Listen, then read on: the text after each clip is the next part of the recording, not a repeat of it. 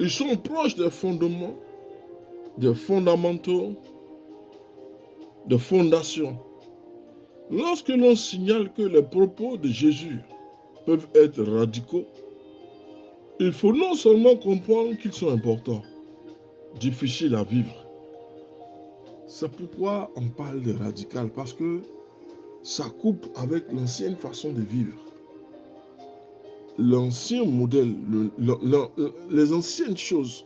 Christ est venu nous enseigner dans un domaine qui rompt complètement avec l'ancienne nature. C'est pourquoi on parle de radical. Et les gens disent que les propos de Christ, ce sont des propos radicaux. Normal, parce qu'il est venu nous séparer de quelque chose. Et c'est ça ou ce n'est pas ça. Ou nous le suivons ou nous ne le suivons pas. Si nous le suivons, alors nous devons rompre avec l'ancienne vie et puis marcher avec les lois spirituelles. Nous ne pouvons plus marcher avec les lois tendancielles, sinon temporelles. Mais nous devons marcher selon les lois spirituelles que nous impose le Messie. Mais nous choisissons de vivre de quelle manière? L'ancienne tendance, non. C'est ce que le Messie dit que nous faisons. Il n'y a pas de démocratie. C'est la théocratie. Lorsque l'on signale que les propos du Messie peuvent être radicaux, il faut non seulement comprendre qu'ils sont importants, voire difficiles à vivre, mais ils sont aussi des fondements qui sont incontournables. La racine même de la vérité. Quand le Seigneur déclare « Je suis le chemin, la vérité et la vie », nul ne vient au Père que par moi. Il convient de prendre en compte la radicalité d'un tel propos. Ce qui veut dire qu'il y a un seul Dieu. Il y a un seul intermédiaire entre Dieu et les hommes. C'est le Messie. Il n'y a pas deux dieux, il n'y a pas deux intermédiaires. On ne viendra pas nous dire de prier Marie pour qu'elle voie le Messie. Non, la Bible est claire. Ce qui est clair n'a pas besoin d'interprétation. Il y a un seul Dieu. Il y a un seul intermédiaire entre Dieu et les hommes. C'est Yoshua le Messie. C'est lui que nous devons suivre. Ce sont ces propos qui sont des propos à la mode, qui sont des propos tendanciels. Ce sont des propos qui s'attachent à des fondements. Parce que lorsque le Seigneur dit une chose, je suis le seul entre le Seigneur et vous, le seul chemin, c'est lui que nous devons suivre, le Messie. Il n'y en a pas deux.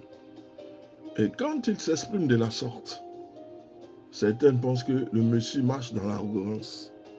Il n'a pas besoin d'être arrogant. Il vous nous dit des choses qui vont nous amener au salut. À nous maintenant de marcher en conformité selon sa parole. Parce que certains sont dans son église, mais certains n'ont pas le comportement du Messie. Non. Vous voyez comment ces personnes s'habillent, comment elles sont habillées dans l'église, de quelle manière elles se vêtissent. Vous avez des gens aussi qui marchent dans les églises, mais vous voyez les cheveux, les teintures des cheveux. Non. Marchons selon ce que le Messie nous dit. Marchons selon ses préceptes et ses ordonnances. Ce n'est pas la peine de venir à l'église habillé de manière à séduire le pasteur ou le frère. Non. Ne venez pas apporter dans l'église les œuvres des autres. Non. Restons concentrés sur nous-mêmes. Marchons selon ce que le Messie nous dit. Alors nous verrons sa gloire. Il convient donc de prendre en compte la radicalité d'un tel propos.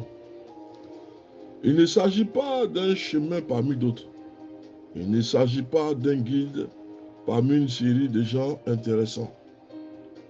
On parle d'ici d'une vérité précise, exclusive, unique.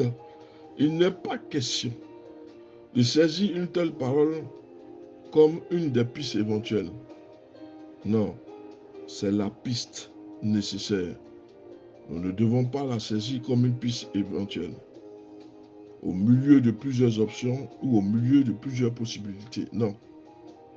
Si tous les chemins mènent à Rome, un seul mène à Dieu, lequel est également unique. Vous n'en aurez pas deux. Les autres divinités dont on parle ne sont pas les dieux en tant que tels. Et la Bible nous a enseigné à plusieurs reprises, dont les dieux dont les autres adorent ne sont que des statues et des rivières. Or, ce que nous adorons aujourd'hui est un Dieu qui est vivant, est un Dieu qui est élevé, est un Dieu qui est béni. Et en retour, ses bénédictions ne sont point épuisées. Il est le Dieu unique. Et le chemin qui mène à lui passe par le Messie. C'est quand le Messie dit, je suis le seul chemin, il ne parle pas d'une option. Il ne parle pas d'autre chose. Il parle de lui-même. C'est la seule et unique. Il n'y a pas d'autre chemin. C'est lui le chemin par lequel nous devons passer pour accéder au salut, pour toucher le Père. Il n'y en a pas deux. Si tous les chemins, nous disons, que si tous les chemins mènent à Rome, un seul chemin mène à Dieu, lequel est également un Dieu unique. Aussi, nous pouvons penser que l'évangile est radical. Nous avons totalement raison. Si cette radicalité peut gêner quelques-uns, voire la plupart, qu'elle soit pour nous la racine et le fondement de notre vie. C'est sur les propos du Messie que ta vie doit être bâtie. Sans le Messie, nous ne sommes rien. Il y a lui seul. Il n'y a que le Messie, lui seul. C'est en lui que nous devons croire et c'est sur lui que nous devons bâtir notre vie. Que le Seigneur te bénisse.